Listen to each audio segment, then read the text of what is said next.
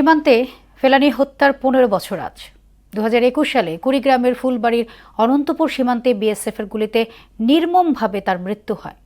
মৃত্যুর পর ৪.৫ ঘণ্টা সীমান্তের কাঁটাতারে ঝুলে থাকে ফেলানীর নিথর দেহ।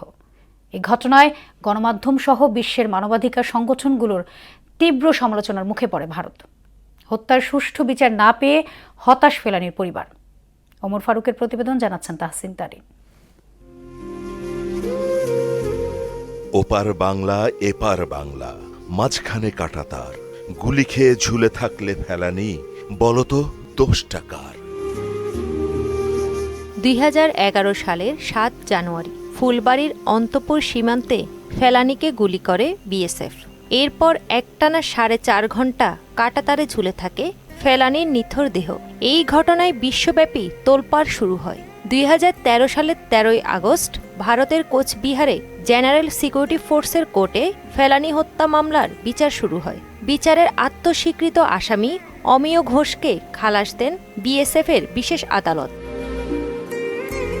ফেলানীর বাবা রায় প্রত্যাখ্যান করে পুনরায় বিচারের দাবি জানালে ২০১৫ সালের ২রা জুলাই আদালত অমিয় ঘোষকে খালাস দেন। রায়ের পরে একই বছর ১৪ই জুলাই ভারতের মানবাধিকার সুরক্ষা মঞ্চ মাসুম ফেলানীর পরিবারের পক্ষে দেশটির সুপ্রিম কোর্টে রিট পিটিশন দায়ের করেন। তারপর কয়েক দফা শুনানির দিন ধার্য থাকলেও বিভিন্ন কারণে আজও তা শেষ হয়নি। দীর্ঘদিন বিচার না পেয়ে হতাশ ফেলানীর পরিবার। অভিযোগ করছেন আওয়ামী লীগ সরকারের অবহেলায় মেয়ে হত্যার বিচার পাননি তারা। দেখ করতে করতে ১৪ বছর যায়, ১৫ বছরে পড়লো, কিন্তু আমি বিচার পাইনি।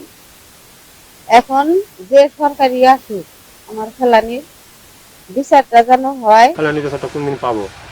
যেটা আমার বয়স হয়ে গেছে, আমি বিচারটা মরার আগে আমি বিচারটা দেখতে চাই। আর সীমান্ত হত্যা যখন সীমান্তের মধ্যে মানুষ মারা যেতেছে, আমি এটা দেখতে চাই না। সীমান্ত হত্যা আমি বন্ধ চাই। সীমান্ত হত্যা বেড়েই চলছে বলে অভিযোগ বাংলাদেশি নাগরিকদের। আর ফেলানী হত্যার বিচার না পেয়ে হতাশ স্বজন ও এলাকাবাসী। ফেলানী হত্যার বিচার না হওয়ার কারণে সীমান্ত হত্যা বন্ধ হয়নি। বিগত সরকার চাইলেই ফেলানী হত্যার বিচার করতে পারত। আমি মনে করি যে ফেলানী হত্যার যদি সুষ্ঠু বিচার হয় তাহলে সীমান্ত হত্যা অনেকাংশে কমে যাবে। সীমান্তে ফেলানীর মতো আর কোনো হত্যাকাণ্ড দেখতে চান না বাংলাদেশের মানুষ। তাহসিন তারিন, মোহনা সংবাদ।